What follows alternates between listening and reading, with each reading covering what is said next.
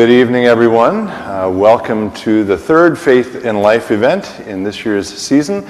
I'm Pastor Tim Westermeyer, one of the pastors here at St. Philip the Deacon, and on behalf of St. Philip the Deacon and Mount Olivet Lutheran of Plymouth, which jointly present these events, it's my privilege and pleasure to welcome you tonight. Thank you especially for being here tonight, since we had to do a little bit of a quick reschedule. You obviously got that message. I got a call from our speaker last Wednesday, very graciously asking if we might be able to shift the timing because his father was having quadruple bypass surgery the next day, which of course we were very happy to accommodate, and I think his dad is doing really well. So thanks for shifting it, and we're glad to hear your father's doing well. I always like to ask, how many people have not been to a Faith in Life event before? Do we have any newcomers tonight? Okay, some. Good, excellent. Special welcome to all of you. This is the 14th year of our series, and we try to bring in interesting speakers from across the country and indeed from around the world who talk about how Christian faith is connected to everyday life. In the 14 years of the series, we have featured some artists, not a lot. We've had a calligrapher very early in the series. We had a musician. We've certainly had lots of authors. I don't think we've ever had a photographer, though. And so tonight is a new thing for us. Our speaker started his professional career as a designer. He ended up sort of accidentally becoming a photographer to the stars, including names like Taylor Swift, Carrie Underwood, Kelly Clarkson, Sting. You may have heard of some of these people. Heidi Klum, Tim Tebow, and Gwyneth Paltrow. He's been featured in Rolling Stone, Time, and ESPN magazine, among many other places. And that alone is worth celebrating. But he's also a humanitarian. And so he has taken photography, or used photography as a way to help people throughout the world through some things like Voices of Haiti. We'll hear more about this tonight. Help Portrait, OK Do This, as well as something brand new he's working on called Purpose Hotel. So you'll hear about those things. I always like to add one other tidbit about our speakers that maybe is not in their bio, and the one I came up with for tonight is that I, by the way, was just down in Florida visiting some members of this congregation the last couple of days. One of the things I noticed when I came back is that it's very cold up here. So when I picked our speaker up tonight, or this afternoon, we got in the car and I mentioned, we have these seat heaters if you want one of those. And he commented that his wife likes to turn those on in the middle of the summer just to mess with his head. So that's something you can now know about him that is not in his bio. Anyway, we're delighted you're here. Will you help me welcome Jeremy Cowart?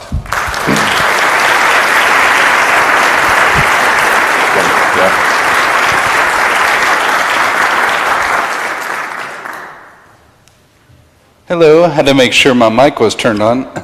It's good to be with you all tonight. As he just said, I really apologize about last week. We have a sudden realization that heart issues are a really major thing in our family. My mom had a quadruple bypass earlier this year, and my dad actually had a quintuple last week, and it was kind of last minute. And obviously those are serious surgeries, so I wanted to be with my dad in case something bad did happen, something went wrong. So thank you all for coming back this week and rescheduling for me. And in a few minutes I'll talk about the loss of my brother. He was only, I think, 7 years older than me. He passed away of a heart attack several years ago. So it was very important for me to be home last week with my family. So again, thank you for that. Yeah, it's good to be here. So I'm not, as a career, I'm not really trying to be a speaker. This is something that kind of happened organically and accidentally. And so because I'm a visual artist, I have a bad memory. I don't know if y'all know many creative people, but we're not very good with our memory. We're a bit forgetful, a bit ADD, and so I'm one of those people. So because of that, I decided to draw my story, which you're about to see on the screen, and I'm going to narrate it for you. So let me find my cursor. There we go. So how many of you, before I start, really just showed up tonight and you really don't know who I am? Be honest, because I like meeting new people. All right, good. That's a good thing. I get more excited when I talk to new crowds, new people, because it's like meeting somebody new, It's just always fun. So That being said, I'm going to share my story. So my name is Jeremy, and this is my story. I was born in Nashville, Tennessee, and I grew up in a suburb called Hendersonville. Hendersonville was originally known for being the hometown of Mr. Johnny Cash, but now it's known for being the hometown of Miss Taylor Swift. I love you, Taylor. Growing up, I was never smart. I couldn't pay attention for more than 3 minutes. I was a terrible listener, and I didn't make great grades. I was quiet, shy, and really just average. I always remember telling my mom and dad, I can't do this. That's when my dad started reprogramming my brain. He reprogrammed it with one simple sentence. I can do all things through Christ who strengthens me. Philippians 4:13. He said this for years over and over again. And then in 7th grade, I discovered I could draw, so I started taking art more seriously. Something came alive in me whenever I would create. So here I was failing miserably at all the mandatory academics, but I came to life in the optional arts. I was even tested with some fancy aptitude test my senior year, and here were the official results. Inductive reasoning, I got a 15 out of 100. Analytical reasoning, I got a 5 out of 100. I'm killing it. Structural visualization, 15. Observation, 15. I did get some good scores, but these are all the bad ones. My vocabulary was a 5, which I'm pretty sure hasn't changed from a 5. So, perfect. It's now been confirmed that I'm a complete and total moron. Thank you, aptitude test. By the way, that last picture, somebody photoshopped my face onto Bill Gates' body. So, I just thought it would be fun to drop that photo in there. I guess that was Bill Gates back in the 80s, so anyway. So when it came time for college, all I knew was art. I could make pretty things, and that was about it. So I wanted to be a painter for the rest of my life. My parents made a call that was very wise, and in hindsight, way ahead of their time. My mom said, it's going to be tough to make a living as a painter. You should look into computers and graphic design instead. Whoa, here comes those 2 words again. I can't. Computers are for smart people. Computers are for people who can focus. I'm not smart, so therefore, I can't. You can do all things through Christ who strengthens you, they reminded me. So off at the races, I went ahead and reluctantly jumped in. And guess what happened? I fell in love. It turns out that Photoshop is the coolest tool on the planet. And it's not just for smart people, it's for anybody. And it was definitely for me. So I studied graphic design in college, and I got my first job at a high-end ad agency. After a year, my boss fired me, and not only did he fire me, but he suggested that I find another career altogether. Thanks, boss. See, he was too late. I had already started believing that I could do anything I wanted to do. So thankfully I ignored him, and I worked for a couple more ad agencies. And then I finally realized that that world for me was boring, because I was designing websites for air conditioning companies, and it's literally impossible to make an AC unit look sexy. So at the time I had a few friends doing music. I knew how to design album covers and websites, so why not work for them instead? So after having the idea, I quit my comfortable job the next day. I didn't think, I just jumped. I called the company Pixel Grazer, and it blew up. Album covers, websites, merchandise, we did it all. One day a friend said, hey, you should buy this new thing called a digital camera. Here we go again, back to square one. I can't. There's no way. Photography is for smart people, I thought. I took one photography class in college and I made a D. My professor seemed to hate me, so I swore off photography for life, and I literally told my friends I will never become a photographer. So what did I do? I went to the bookstore and bought a book called Digital Photography for Dummies. So I learned about these scary things called f-stop, shutter speeds, ISO, white balance, and more. And to my utter surprise, I actually understood it all. So maybe I wasn't an idiot after all. So I went and bought a whopping 3 megapixel camera and was ready to take over the world. So next thing you know, I was shooting those musician friends of mine for fun, and I wasn't awful. So I finally told all my clients, hey, I'm taking pictures now too. And you know what happened? I started landing a lot of gigs, and one of those was for a record label, and I ended up beating a well-known Hollywood agent and her roster of celebrity photographers. So she calls me, and she said, "Hey, I'd love to represent you. Your work is amazing. You know how to light big sets, right?" Yeah, sure. But I had never lit a big set before. So we signed a deal, and within weeks I was shooting for TV networks like E! And then Fox. Then I got the photograph of this guy named Sting. So the immediate success was shocking. I went from amateur photographer to celebrity photographer in just a few months. Since then, I've photographed a long list of celebrities. Like he said earlier, the Kardashians, Ryan Seacrest, Taylor Swift, Kelly Clarkson, Carrie Underwood, Gwyneth Paltrow, and many, many more. I've now published 4 photography books. I toured the country with Britney Spears, Long Story. I got to photograph President Obama on the first day of his inauguration. Got to document Pope Francis' journey to the U.S. last year. My photos have now been published in all the magazines, Sports Illustrated, ESPN, Rolling Stone, Vanity Fair, all the magazines I could have dreamed of. On the internet, I've built a large following on social media over the years. In July of 2015, Adweek named me one of 10 visual artists who are changing the way we see the world. In 2014, Huffington Post named me the most influential photographer on the internet. So I did it, I thought. I made it. But wait, so what? Who cares? Was being a photography rock star really my goal? I realized that I shouldn't aim for greatness and stop there, because greatness should serve a greater purpose. So what was my greater purpose, I thought? That led me to the idea of giving photos away to people in need. So I gathered together a few photography friends, and we spent the day at a gym giving photos away to people in need.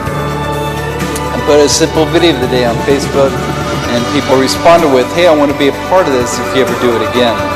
That's when I had the thought, what if this was a global event where photographers did this all over the world? No way, I can't. Global? You see, that idea that my parents instilled in me not only helped me overcome my challenges and insecurities, but it blew off my limitations and opened up the world to me. So why not start a global movement? So 9 months later, I put the idea out there and word spread fast.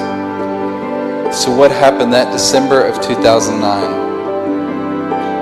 3,400 photographers and 5,000 volunteers responded. We gave away 41,000 portraits in 543 locations in 42 countries around the world. Since then, the numbers are now approaching 100,000 people. They've given away nearly 500,000 portraits in over 70 countries in every American state. But it's not the numbers that count, it's the stories. Dignity, beauty, and value, a sense of self-worth. These are all the things being given away that material possessions can't really deliver. We've seen grown women have their hair and makeup done for the first time. We've had men have their first pictures taken outside of their jail mugshots. We've restored photos after natural disasters. We've had kids see their own faces for the first time in third world countries. We've had people get jobs using their photos as their new headshots. We've had photographers say, "This is the greatest thing I've ever done with my camera." We've had photography competitors become community after serving together. So Hell Portrait was a crazy simple idea that has now reached around the world. And it made me realize that a simple idea and a camera could go a long way. So how else could I help? So when the earthquake struck Haiti, I was dumbfounded. I couldn't believe my eyes. More importantly, I couldn't believe what the media was saying about it all. They just kept mentioning how many buildings had fallen down, how many people died. It was all statistics. But what about the people, I wondered? What about their stories? So as I sat on my couch watching CNN, I wondered, what if these people could tweet? What would they say to the world right now? At the time, Twitter wasn't around for them, so I went down there myself and gave them a microphone in the form of a photograph. So we went around asking people what they had to say to the world. The results were staggering, heart-wrenching, beautiful, and inspiring. This man said, "My chopped leg is not the problem. The lack of government is the problem."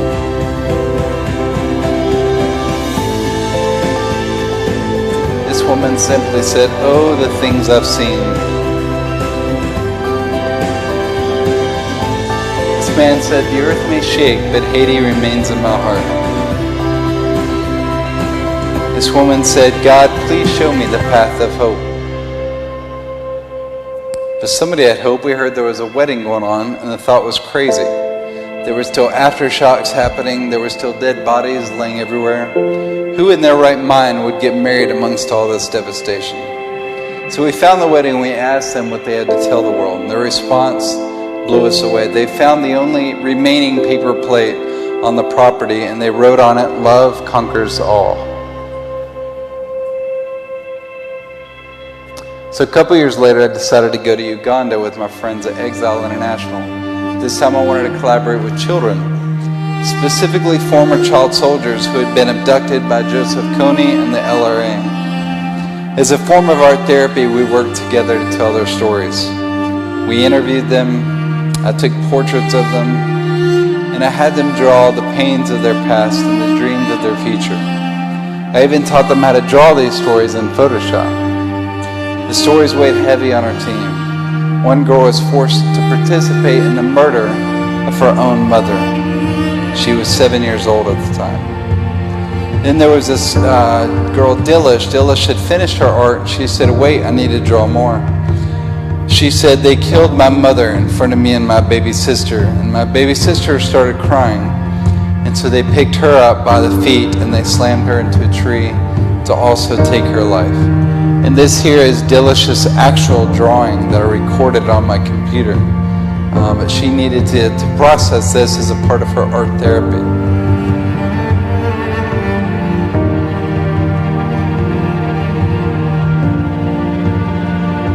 Other stories were even more graphic, more horrific and evil to recount here tonight. But all of them had glimpses of hope and redemption woven throughout. And I wanted to help show that. So I took their handkerchief art, their portraits, and their stories, and I combined them all together on my computer to make these mixed media pieces of art.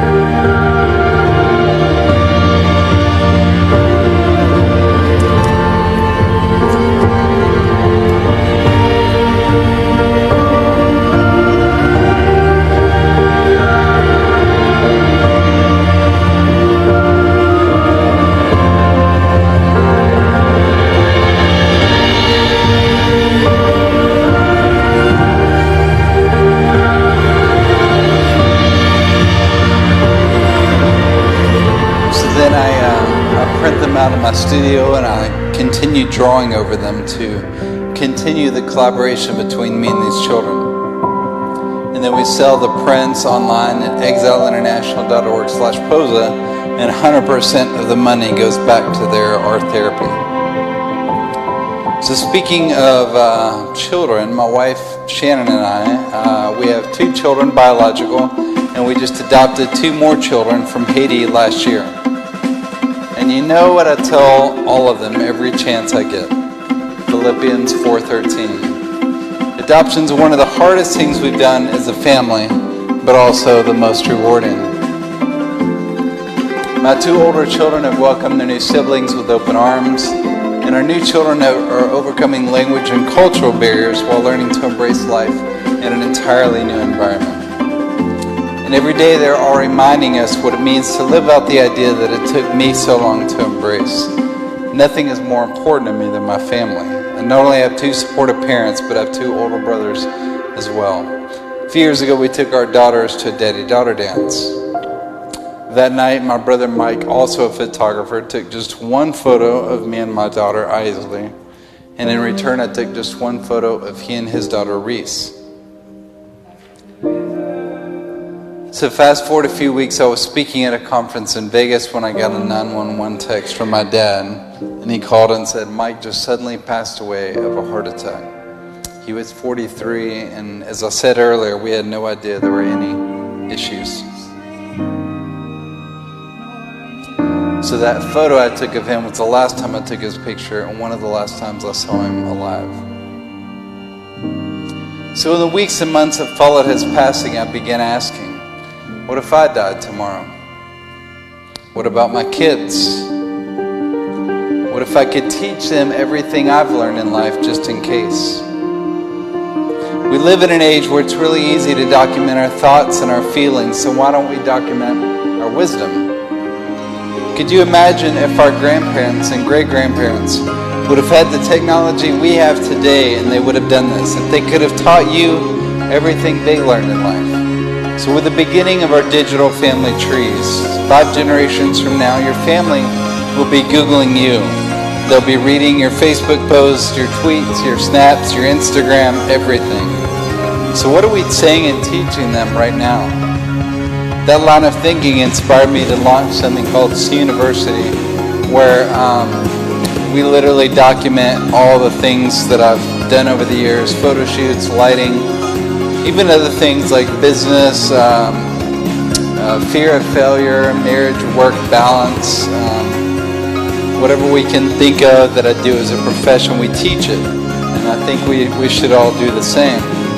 So think about that, little shy 5th percentile me from Hendersonville, Tennessee. And I'm now teaching about the world about the very things in life that I thought I couldn't do. So now you know what I've done with my 38 years of life here on earth.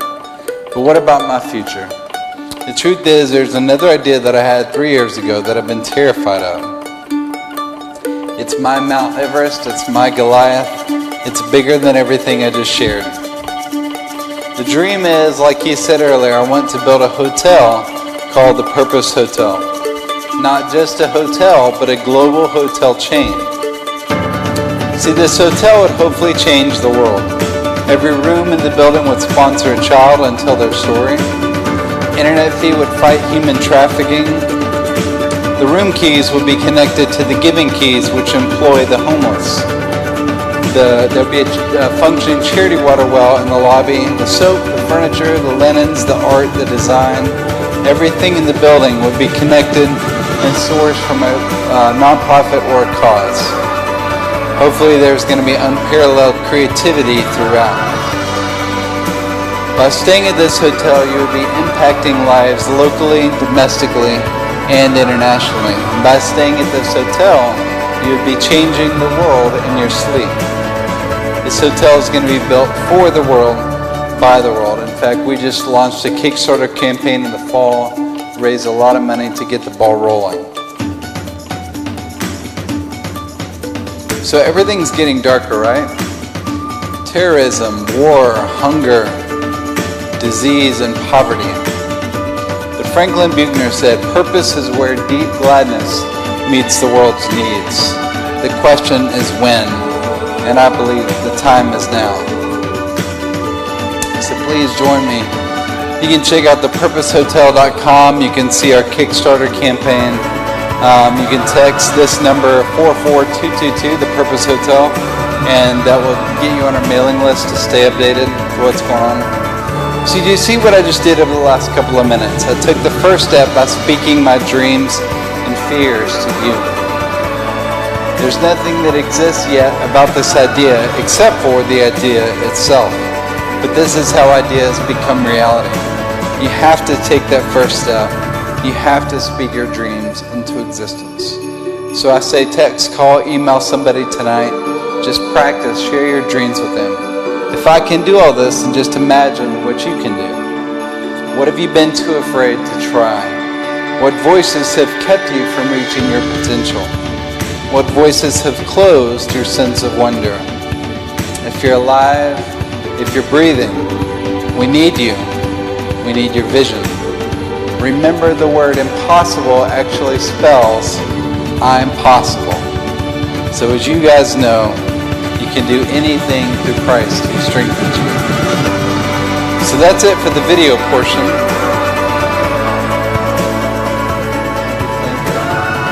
So I'm going to keep chatting for a few minutes, and then we're going to do some Q&A. So if you have any videos about, if you have any questions about anything I just said, be thinking of that, and I'm not yet. In a few minutes, I'll start taking those. But so that's my story up until now, and I'm passionate about talking about this because I really love ideas. I believe that all of you, all of us, are artists.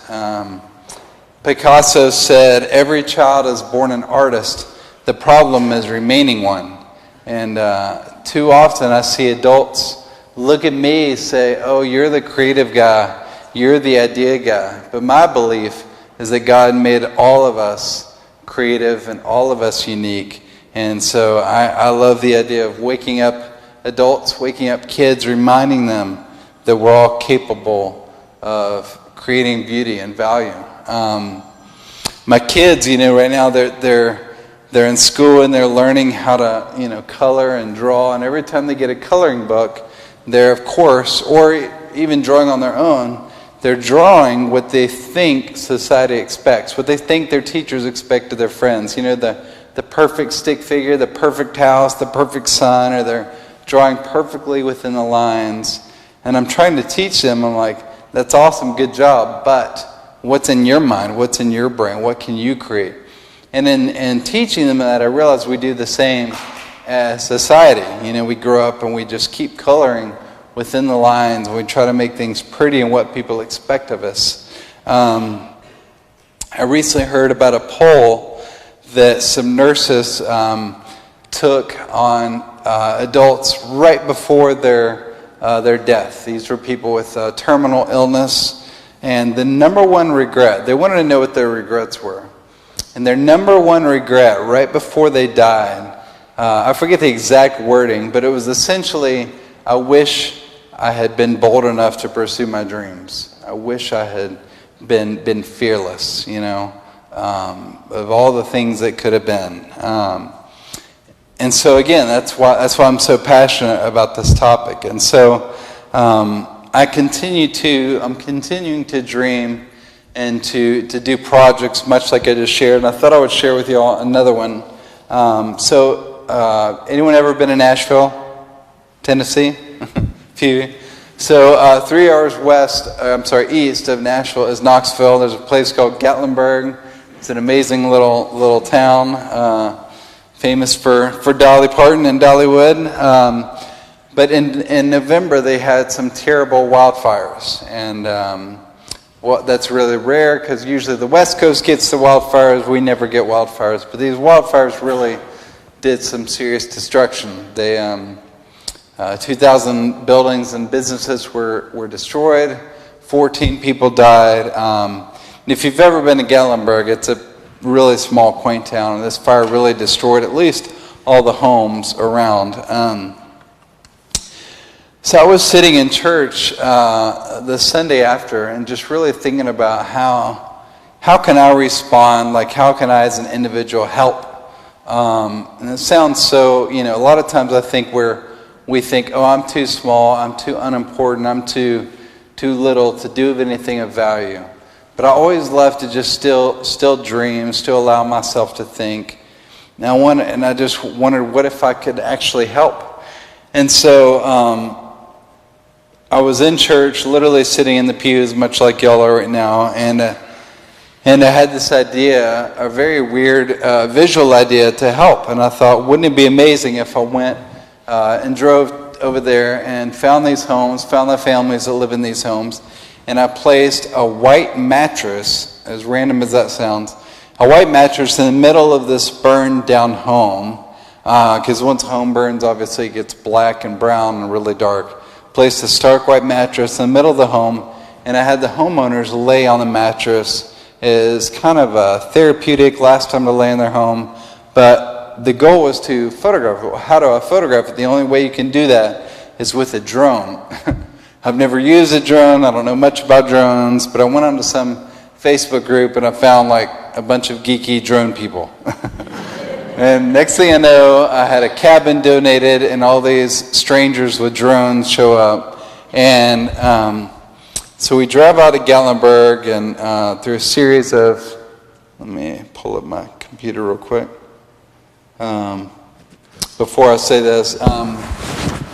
It's so funny how God gives us visions, because in all of those things I just showed you, I had never once teared up or cried when seeing the back of my camera.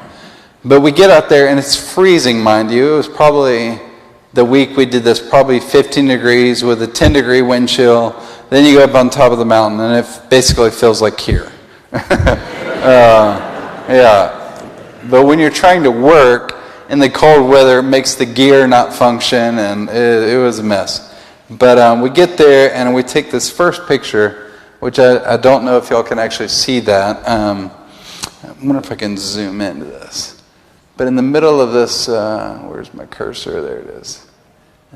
So there's a man laying on a mattress, obviously, in the middle of all this destruction. And I teared up for multiple reasons, just knowing that this guy personally actually built his own home with his bare hands, didn't have any insurance, truly lost everything. And so I was tearing up for that reason. I was tearing up at a lot of times there's this surreal beauty and devastation. I was tearing up at the surreal beauty of it. Most importantly, I was just tearing up at the idea that God gave me this very strange, specific vision. And here I was looking at it, from 300 feet above. And so we did this for the next week. We drove around Gatlinburg photographing different individuals laying on their mattresses. I'll show you a few more here.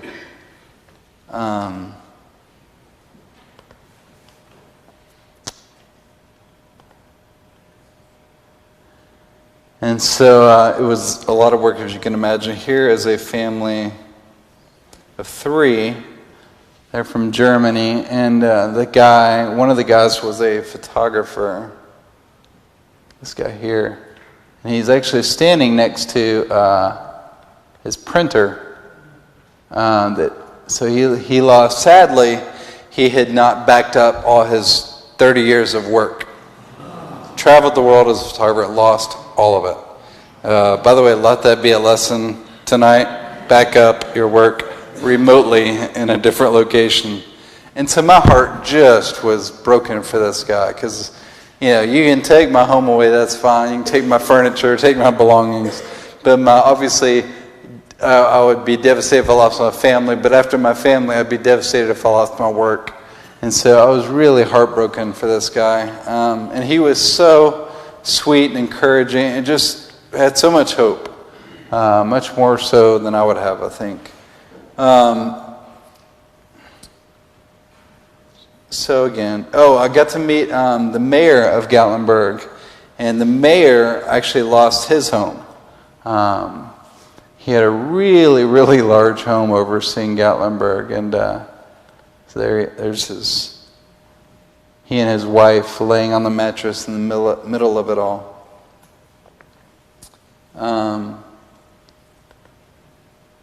Just trying to share any more specific stories. Then we got to photograph a firefighter and his wife. Sorry, let me fix that. I keep losing my cursor. There it is. So he was fighting fires and saving lives and drove by his home and it was fine. And then came back later and his home was gone. So they lost their own home in the middle of trying to save others' lives. And I love this photo we got of the 4 of them. So it's his wife and daughters there.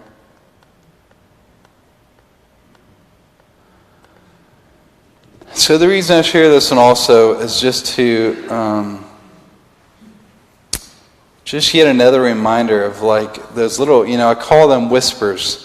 I often find that we all get these whispers, and I find that they're always during quiet times. They can be during what we all refer to a quiet time, but I've also noticed that anytime I'm not looking at my phone, I'm not looking at a screen, I'm driving by myself, or I'm trying to go to sleep, or I'm standing in the shower, or mowing the lawn, just really learn to listen during those quiet moments in our lives where there's no distractions. Because even today on the flight here, I was just typing notes because I just feel like God gives me whispers, and these whispers are like exercising a muscle. Because those of you who don't feel creative, I find that a lot of creative people have just turned that faucet off for so long, saying, God, I'm not the one. I can't do that. I'm not that one. But when we open that and we take responsibility with what He's given us, then He gives us more, right? And so I'm just always learning and trying to listen to those whispers, listen to those ideas, and execute. So the last night, I was trying to go to sleep. I was in Gatlinburg, trying to go to sleep, and I just kept thinking, for some reason, like, man, this would be a great project for Time magazine to publish. I didn't have any contacts at Time. I'd never worked with Time, and I knew nothing. I don't know. That was like my going to sleep wish/prayer. And so I wake up the next morning, I hug my crew goodbye, and I go to lunch by myself, and I pull out my phone. There's one email, and the email says, hey, Jeremy, I'm the photo editor at Time magazine, and I've been following this project the whole time, and I love it. We'd love to publish it. And so Time magazine ended up publishing this, and with each person that I photographed 20 people, and they each had crowdfunding links to rebuild their homes, to raise money. And so we built a website with each crowdfunding link, and then I would post to Instagram with each crowdfunding link with the goal of raising more money. So the next thing I know, Time magazine is tweeting to their 12 million followers and Facebooking to their 20 million followers about the links to these 20 individuals. And again, my goal in church was, I wonder if I can help. I wonder if I can do anything. And the next thing I know, USA Today published it. Next thing I know, I was on the Weather Channel talking about this project. It's been all over the world in different museum websites and art websites. And so I just stand here as a testament, like, you never know what God is going to do with those little whispers. I did another project in Rwanda that is not in this version of the video, but I wanted to photograph people who had forgiven the killers of their family during the 94 genocide. So could you imagine forgiving the person that killed your daughter or your son or your dad or your mother? Well, I went and met these people and I photographed them. I would have them write messages on different things. These guys wrote, "Love is the weapon that kills all evil." And so I did this project. We spent about 2 weeks doing this project. I photographed all kinds of different people, different relationships. And again, I had no plans for where this would go or what it would do. But when I got home, again, randomly, somebody from CNN got in contact with me, and this was like the leading worldwide international headline on CNN, like the main graphic, "Could you forgive your family's killer?" And so I'm just always trying to listen and respond with simple ideas, and use my camera in a way. Camera is one tool. It's my tool. But all of you have other tools. I don't know if y'all have seen that video. I just spilled my water. Sorry about that. I don't know if y'all have seen that video that's gone viral over the last week. It's just a teacher outside his classroom, and he has an individual crazy handshake for each student. And it's the most beautiful, simple thing that I've ever seen, because it just gives each student so much dignity and so much worth, and it's just fun. And you can tell that each student has so much more respect for that teacher, and they'll forever remember that teacher because of the way the teacher greets the students. So a lot of times ideas don't have to be some big thing that you do to change the world. It can be the simplest of things, because changing one life, I would say, is changing the world. Do what you want to do for one, what you wish you could do for the world, right? So anyway, I don't know how I'm doing on time, but I haven't been paying attention. But I wanted to leave a good chunk of time for questions, and just wanted to hang out with y'all. So I know we had one early back there. But I'm going to say a couple things before you do that. Yeah. Will you thank him? Awesome.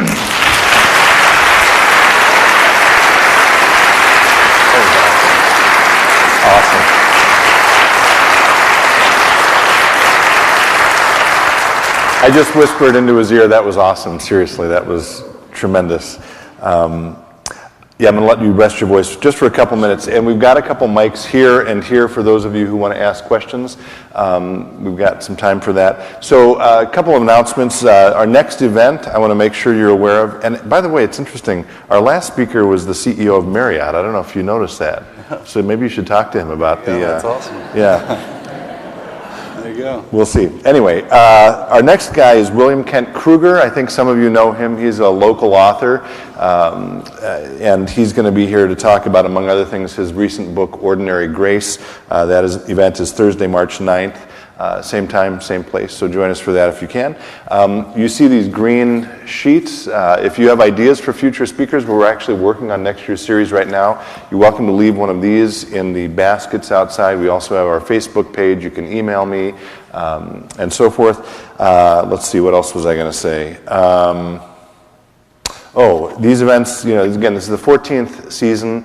They have never been part of the budget of the church. They're always supported entirely through the generous contributions of individuals and area organizations who believe in the work that we're doing. Their sponsors are listed in your program. I won't name them all, but I know we have many of the sponsors here this evening, and on behalf of them, we're so grateful to them, for making it possible to bring people like Jeremy here. So will you thank our sponsors for their generosity?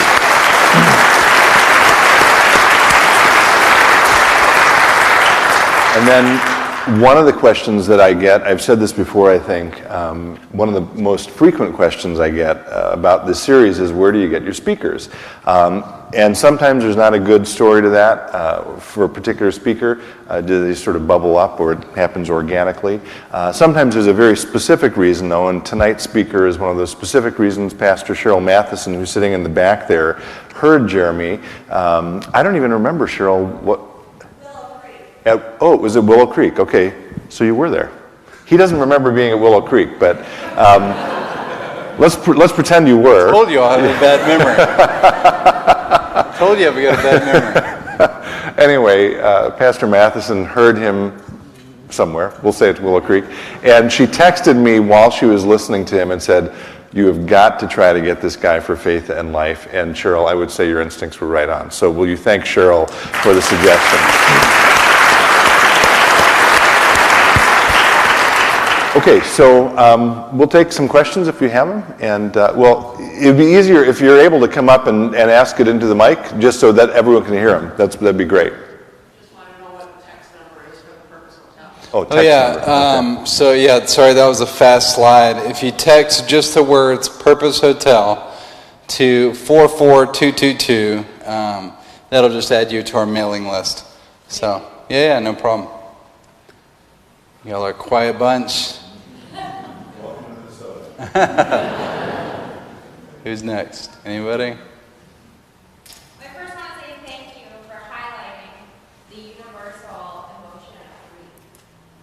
Mm-hmm. And secondly, my question, or I'd like to know any suggestions about for people, including myself, that are frustrated with how to take another step or the next step, or continue to find that creativity and follow it. Yeah, she's asking, how do you take that next step with people who are, frustrated or just don't know how? And I say that when I have an idea, what I do is I always run it by the people I trust first. Obviously, I start with my wife. My wife is great because I have so many ideas, and most of the time when I tell her an idea, she's like, "Oh, that's awesome. I'm going to run to Target. We take out the trash. I'll be back in a little while." And I'm like, "Did you hear anything I just said?" We've been married 17 years, so she's used to my excitement. But when I told her about Help Portrait in the hotel, she cried. she's such an honest gauge. She'll tell me when things are awful. She'll tell me when things are great. And then after my wife, I'll run it by my business partner. I'll run it by a few trusted friends. You have to find people in your life that'll be honest with you. And the second thing I do, I mean, obviously, number one thing I do is pray. But in addition to praying, I ask my friends that I trust, and then I just wait. Because a lot of times, new ideas are fun and exciting, and they feel genius at first. And then you realize after a month, they're actually the worst idea ever, you know. So I usually run it by the people I trust, pray, and then wait it out. And then if something feels right, then I start taking those steps. And so it's hard to say, like, what is the next step for me, because every idea is so different. Everything I just shared with you is so different. Each case is different. You know, I had an idea that I didn't share about called a social network. I mean, it was a social network idea, an app. And I've never built an app, so I just went to Nashville and found the best app developers I could, told them I had an idea. You know, that's how that one started. With the Haiti thing, I just started tweeting, how do I get to Haiti? How do I, just started making a lot of noise about it. And then people are like, oh, you should talk to this person. Oh, you should talk to that person.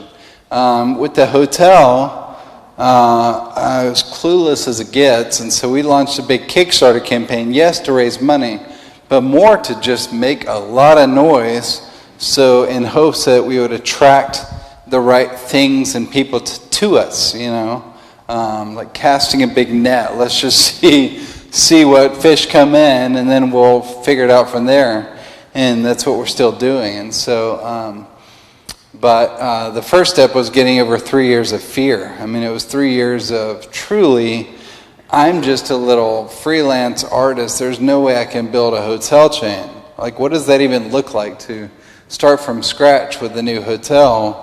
And so for 3 years I lived with, I just can't. Like, that's so dumb, And so, but finally it just got to a point where I found the courage, and God made it very obvious, and I was like, okay, I guess we're doing this, And so I told my business partner, and we just, thankfully, that's another part of this equation, is you have to find people whose strengths match your weaknesses. So I am extreme right-brained. I'm all right-brained. I have no left brain in me. My business partner is the opposite. He is extremely left-brained. And so, if we ever appeared on Shark Tank together, which, by the way, we did ask to pitch the hotel on Shark Tank, that's what we would do. I would answer the creative, he would answer the business. And so if you're introverted and quiet and you're the business person, then you need to find somebody to be the voice, be the creativity. And so I'm always very aware of my weaknesses, very aware of what I'm incapable of doing. So immediately, everything that I just showed y'all is all about team building, all about finding people in my life to complement those dreams and ideas. So, who else? Yes. I'm curious about the faith of your parents. Obviously, they instilled in you some type of religious upbringing. Mm-hmm. Could you elaborate on that a bit, please? Yeah, I mean, my mom is from West Virginia. My dad is from Augusta, Georgia, and they both went to Trevecca Nazarene School in Nashville, and they decided to raise their family there, and so they brought us up. I mean, I literally lived at the church my entire life, from youth camps to singing in choir to handbells to church camps to you name it. I did all of it. And so we were just always in the church. I mean, I was in Baptist churches, I was in non-denominational churches, but my parents just were always literally preaching Philippians 4:13 to me and just encouraging me. I think parenting, as I look back on their influence on my life, it was really so simple.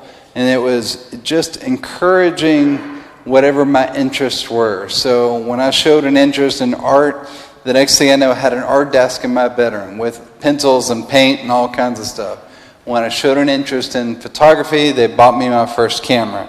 When, Macs were first a thing, Apple computers, they bought me a Mac.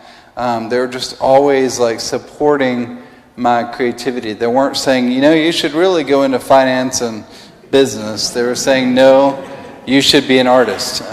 Crazy enough. And so, but yeah, I mean, I had an amazing upbringing, and my parents obviously are still together, and you know, I don't know where I would be without all that. And I'm thankful too, because they both came from rough situations. My mom's upbringing was really, really hard in West Virginia, and my dad's was in Augusta. And so they're a miracle that they were able to pull us together and raise a you know, normal functioning family.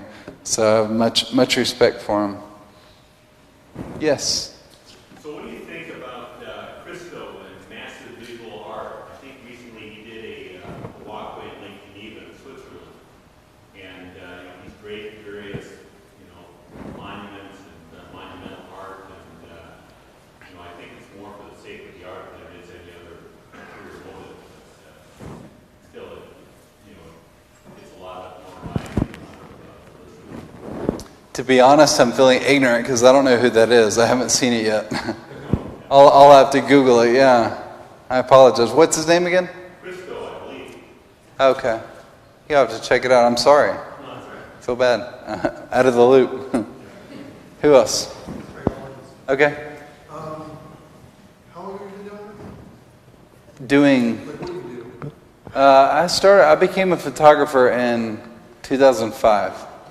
Yeah. So do you ever feel, you're an idea guy, you're a creative guy, what do you do when you're doing it, you hit highs, you never fucking hit. Have you ever hit like burnout, malaise? Like, how do you get through that? Yeah, he's asking how do you get through burnout? How do you stay fresh when you've been doing it and doing it and doing it? And in my case, I mean, I feel like I have career ADD altogether. I was telling him earlier, like last week, Monday and Tuesday, I was a hotel developer. Wednesday, I had a photo shoot. Thursday, I was a speaker. Friday, I was a teacher. And so, because I do get burnout. I mean, I do get tired of photography. I get tired of shoots, but not in a burnout sense. More of like, I like to be challenged. And when I can see a photo and know exactly how it was lit, how it was processed, I'm sure like all of you in your professions, you just know how to do it. So after a while, it becomes boring or becomes less challenging. And so I'm just drawn to challenge, and I'm drawn to maybe even, and sometimes it's not a good thing. You know, a lot of times our culture makes it sound, you know, cool and fun to, just quit your job and go jump and, you know, but when you have 4 kids and a wife, it's not always the smartest thing. And so, but a lot of people would say, why would you bail on a successful 15-year photography career to start over and build a hotel chain that will take you years and years and years to do? But, I mean, that's kind of my answer really, is I'm just always searching for the next challenge. And even in the challenge, I'm still completely overwhelmed by fear. And like my voices right now are saying, why would you build a hotel in Nashville? Literally every brand is building a hotel in Nashville. Ace Hotel, Virgin, Four Seasons, Westin, W.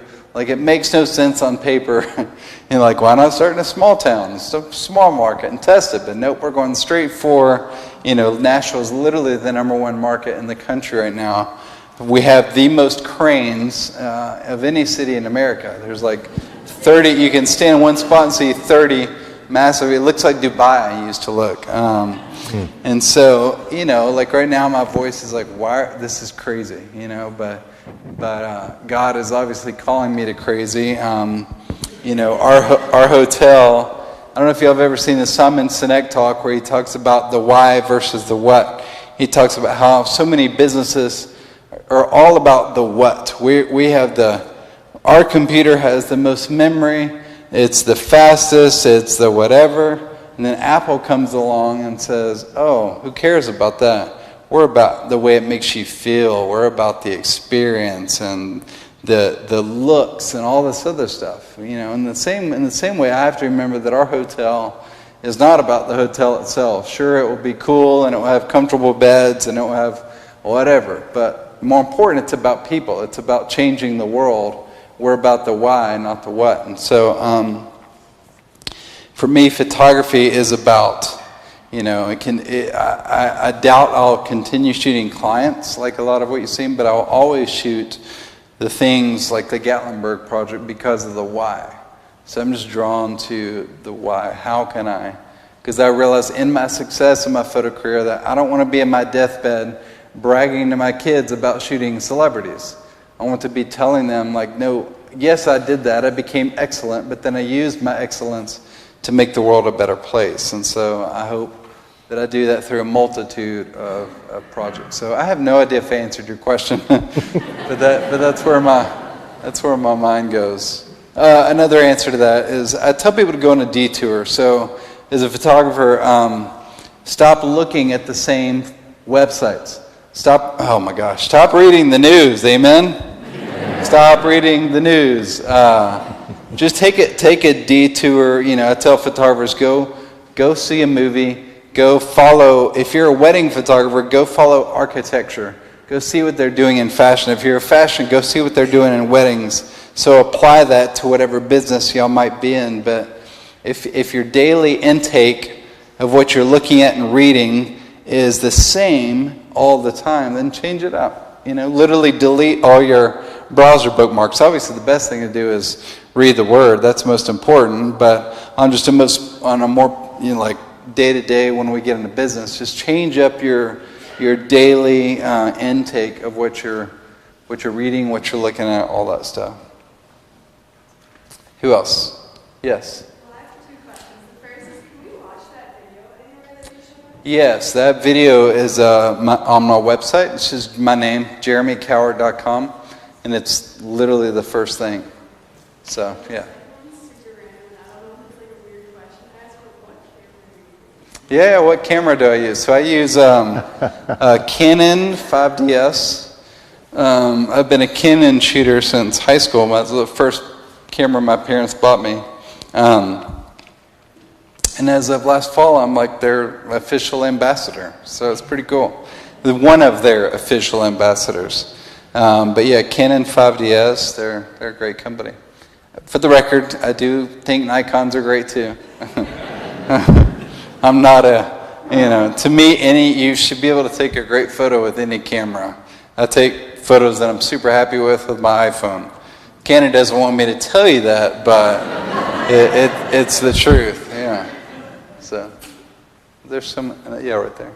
Have you done any follow-ups in Rwanda on what the effects of those people coming together and having their picture taken has made in the long term?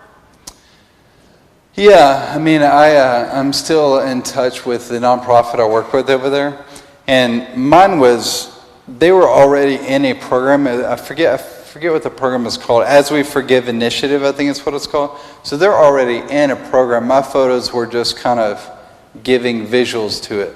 I would say the whole program has obviously been so healing for their country and for their communities. I mean, it's crazy. Like a lot of these people are actually working together on a daily basis, like in community. I just can't imagine. We can't forgive somebody for stealing our parking spots. I can't imagine, our culture forgiving to this extent for murder. But yeah, it's had an amazing. The whole program has had an incredible impact on the community for sure. Who else? See another hand? Yes. So these projects you do, Gatlinburg, Haiti, Rwanda, obviously they're nice productions. How do you fund these? Are these funded personally? Do you have some kind of sponsors or clients that fund those? Yeah, each one of them were different. I'm trying to remember. The Rwanda project was paid for by a nonprofit. They were doing a documentary, and I don't know, there was somebody funding the documentary, and they kind of tacked my project on in addition to that. I didn't get paid a fee. They just paid my expenses, flights, and whatever. And then Haiti, I don't remember how Haiti worked out. Honestly don't remember who paid for that. It's been a few years. Gallenberg, that was all mostly through donations. There was, somebody donated a cabin. All my crew donated their time and their gear, but everything in addition to that was self-funded. Then I forget what other projects are in there. I'm forgetting something.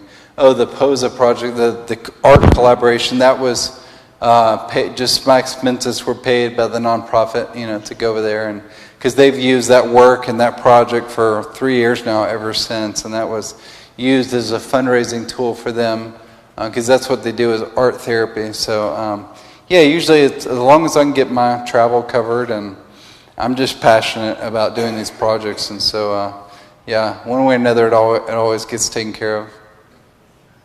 So yes. So you talked about fears you've had getting through your faith in that verse, I can do all things through Christ. So just, I know you kind of shared some of that, but just that a little more in depth. And what it's been like for you personally. Most of us, it's hard to move past it if you have those fears, you have dreams, but to actually step out of the faith sometimes is Yeah, he's asking how do you go into more detail on stepping out and pursuing these dreams, being a doer, right? Like not just dreaming, but actually doing. I don't know. I mean, I ever since high school, I even remember I remember being at a youth camp with about 300 youth, and there was this crazy ropes course they took us to, and the guy asked us to volunteer. Who wants to go first? Who wants to step on this, 50-foot rope and walk across it? And I was like, I do. And I was just quick to be the first because I've just always been drawn to literal fear. I love, I remember also jumping off cliffs into the water in high school at a camp. And so I don't know, I'm just always drawn to the idea of stepping into the unknown. My friend Charlie Peacock said Miles Davis, the jazz musician, had cranked out 50 records, and only 3 of those were commercial successes. But he just kept cranking, and ideas really are like a muscle, And some of the ideas, like the app that I made, we spent 4 years developing that, and a lot of time and a lot of money. And at first it was a huge success initially, and then after that, like most apps, just kind of nosedived. And it was basically a failure. But I just would so much rather being the guy trying and failing than not trying at all. And, I love the idea of living that for my kids. So and I tell my daughter that. My daughter has the same thing that I had. She's such a perfectionist that if she doesn't think she can play piano, if she doesn't think she can hit the baseball, she just gives up and walks away and pouts. And I'm just trying to tell her, I don't care if you hit the ball. I care if you try. I just want to see you try. I don't care if you strike out all season long. I just want you to try your best, then just give up. And I just, again, I'm also, there has to get to a level of, you just don't care what other people think, right? So much of this is public embarrassment, public whatever, if nothing works. And that was a part of what held me back on the hotel front. But now I'm like, man, I'm just okay if people think it's crazy and people think even if it does fail, I'll be so glad that I at least went for it, at least tried it, at least talked to investors, all that stuff. And I'll have peace knowing that, I gave it my all, it didn't work, or it did work. And so, but by all things through Christ that strengthens me, it's just, these I really do feel like are divine ideas. Anytime there's an idea that I really do think will help people, will make the world a little bit better, I just know that God's got my back. He's in it, He's with me, and He's certainly never failed me. And so, if God is behind it, then who are we to say no to it, So yeah, it's a fun journey. And I'm sure there'll be many more ideas. And it's just fun because with each idea, Like I say, by saying no to idea 1, you're saying no to idea 10. Because we often think our first idea is going to be our only idea. It's our special idea. But then we do that and we'll be like, oh, I got more. And again, it's like a muscle. You have to develop and exercise it. And so yeah, I'm sure there'll be more to come. I saw a hand over there. Yes. Philippians 4 seems to be a word of life that has spoken and activated with you and compelled you to be the hands and feet of God's Christ in the world. And I'm wondering what other verse or scripture has been God breathed into you and has illuminated your gift Yeah, gosh, that's a great question. There's so many. My mind goes to all the verses on just loving the poor and the oppressed. Because I think isn't it true that the Bible talks about more serving the poor than anything else? Loving your neighbor, and so everything I do is really trying to do that. I tell people I'm passionate about this intersection of creativity and helping others, because oftentimes when the church or nonprofits help is always a good thing. Serving your community is always a good thing. But many times, if we're honest, it's not really done creatively.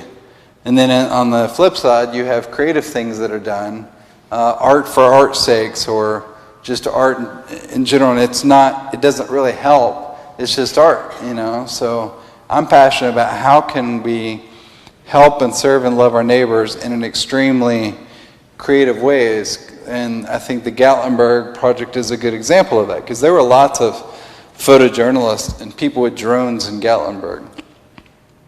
But there were very few drones showing the emotion of it all. The people laying on the mattress, there were very few. And so I feel like my specific calling is doing that, using creativity to love the poor, to serve the poor. Help Portrait, it's literally been all over the world. I even had an atheist email me. And he said, I can't believe you got me so passionate and so deeply involved in something that is so obviously the gospel. He said, well done. Because Help Portrait is the gospel in every way, without being labeled a Christian photography thing. It's just a thing. And it's the gospel through and through. And what I love about this talk that I just shared with y'all is that I was asked to do this early on a couple years ago at a thing in Portland called the World Domination Summit. Very, very big name. And the crowd was about 3,000 people, all very, very liberal, a bunch of tech-savvy hippies, They were really actually an amazing crowd. They were super fun. But in preps for that, being the Christian, I didn't want to offend. I didn't want to be kicked out, and so I was going to tweak this talk to just take out the verse and just generally say my dad encouraged me, whatever, just to be, again, PC, to be nice. But it turns out I ran out of time. I didn't have time to change the talk. So I was like, well, I'm going to leave my faith. I'm going to leave Philippians 4:13. It is what it is. So I did the talk in front of 3,000 people. And at the end of the talk, there was a roaring standing ovation, everybody crying. Not a single complaint came in after that talk. And so ever since then, I've done this talk now at all kinds of non-church audiences, non-faith-based, just the world, and still I've yet to hear a single complaint. And what that teaches me and has taught me is that nobody minds our faith as long as we're walking it instead of talking it.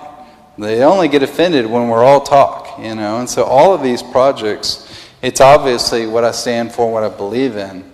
I'm just trying to implement them into culture and into issues, and it's just been amazing that I've never had to change my faith, take it out, and Yeah, it's been, I mean, I now hear of teenagers who are on drugs and rebellious teenagers and all kinds of young people that this talk has changed their life because they too are that kid that they don't feel they can do that. They don't feel smart, they don't feel like they're going to be anything, and my story helps them change that perspective.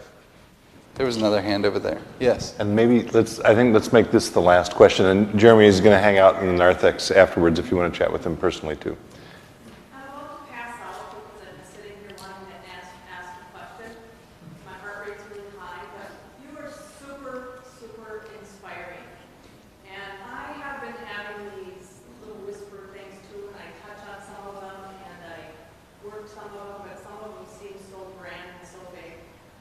I couldn't make last week's lecture, and I could tonight, and I think I'm here to hear you and to hear you and to, I really want a hug. Can I get a hug? Of course. Of course you can have a hug. That'd be amazing. That's a good note to end on.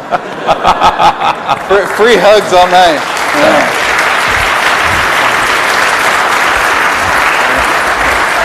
Thank you. Thanks a lot. Thanks. Appreciate it. Thank you so much. Yeah, good to meet you. What's your name? Pam. Cool. So I'm gonna pass out now. Hugs all night, guys. Wait, I got a thing for you though first. Cool. Well, that's also a first. We've never ended a Faith in Life with a hug before, but thank you. Thank you all for coming out. I am glad you were able to make it. You need to come up here too in a second. Okay.